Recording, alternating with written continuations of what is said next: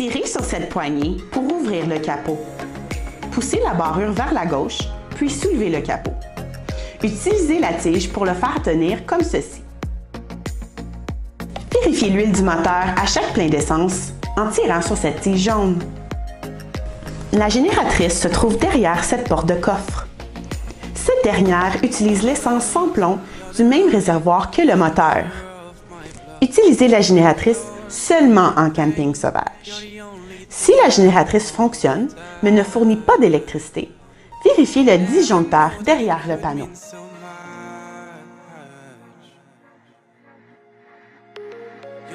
Voici le branchement pour vidanger les égouts et eaux usées. Tirez la poignée noire pour vidanger les égouts et la poignée grise pour vidanger les eaux usées. Pour l'utiliser, levez la barrure verte et retirez le bouchon noir. Emboîtez le tuyau vert et refermez la barrure verte. Il est important de tirer sur la poignée noire avant la poignée grise. Voici la connexion pour le réservoir d'eau. Insérez le boyau d'eau dans le branchement et laissez l'eau couler. L'eau débordera une fois le réservoir plein. Pour utiliser l'eau du réservoir, vous devez mettre en marche la pompe à eau. Utilisez le réservoir et la pompe à eau seulement en camping sauvage. Branchez le boyau d'eau dans la connexion de ville si un branchement d'eau directe est disponible à votre camping. Voici le branchement 30 A. Connectez l'extrémité jaune dans le VR et la noire dans le poteau du camping. Utilisez cet adaptateur pour un branchement 15 A. Votre VR est muni d'un pneu de secours. Si une crevaison survient, communiquez immédiatement avec notre département de service. Le réservoir de propane est situé derrière cette porte de coffre. L'indicateur à gauche vous indique la quantité de propane dans le réservoir. Un autre indicateur se trouve à l'intérieur du VR. Emplissez le réservoir avec la valve derrière le bouchon jaune au centre. Tournez la valve de droite pour couper l'alimentation du propane dans le VR. Ceci sera nécessaire avant chaque remplissage.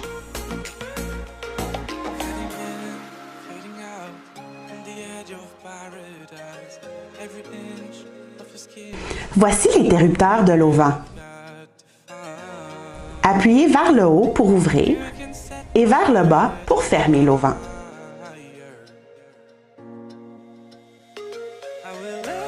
Voici les interrupteurs des lumières extérieures. Celui-ci est pour la lumière de l'auvent et celui-ci pour la lumière du patio.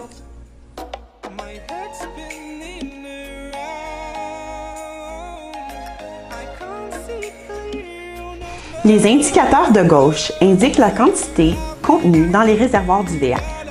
À partir du haut, le réservoir d'eau grise, le réservoir d'eau noire, le réservoir d'eau fraîche, la charge de la batterie et le réservoir du propane. Les niveaux varient entre F pour plein et E pour vide.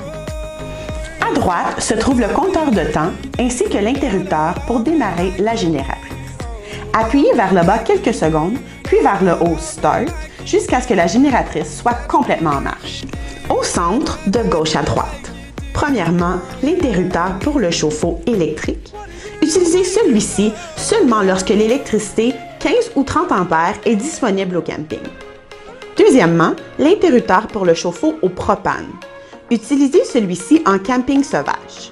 Assurez-vous qu'il soit éteint avant chaque déplacement. Troisièmement, l'interrupteur pour la pompe à eau. Assurez-vous de fermer ce dernier après chaque utilisation. Et finalement, les deux interrupteurs noirs servent à allumer et éteindre les plafonniers du salon et de la cuisine. L'interrupteur du bas à gauche ouvre et ferme l'extension avant. L'interrupteur du bas à droite allume une lumière extérieure côté conducteur.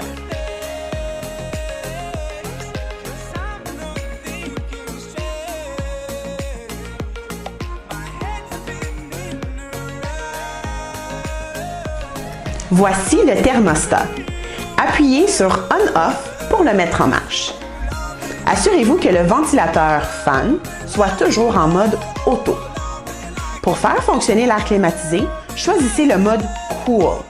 Celle-ci nécessite de l'électricité 30 A. Pour faire fonctionner le chauffage, choisissez le mode Heat. Ajustez la température avec les flèches de gauche.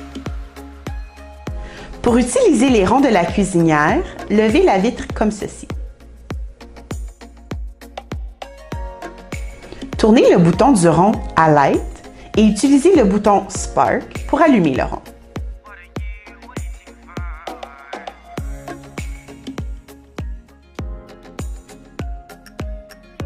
Pour utiliser la cuisinière, tournez le bouton Oven à Pilot On et tenez-le enfoncé. Allumez le pilote à l'intérieur de la cuisinière avec un long briquet. Relâchez le bouton Pilote et choisissez la température désirée. Si votre VR est muni d'un réfrigérateur de la marque Norcold, mettez-le en marche en appuyant sur cet interrupteur. Si la lumière est verte, le frigo fonctionne sur l'électricité et si la lumière est orange, le frigo fonctionne sur le propane. Si votre VR est muni d'un réfrigérateur de la marque Dometic 2 portes, mettez-le en marche en appuyant sur l'interrupteur On-Off.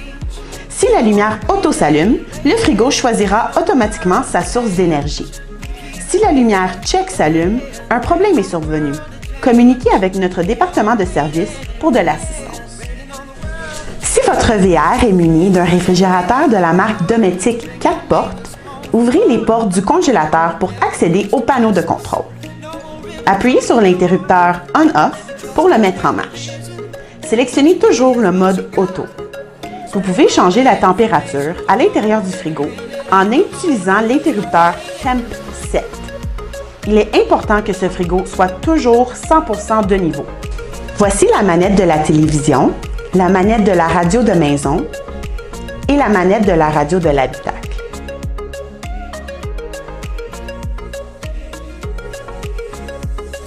La lumière verte sur cette prise 12 volts doit être allumée pour recevoir le signal de l'antenne de télévision.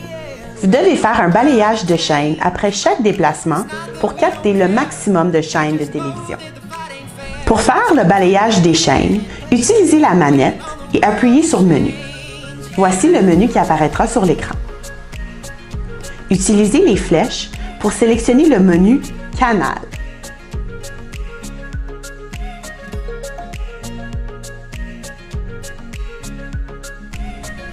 Choisissez Installation automatique et appuyez sur Oui pour commencer le balayage.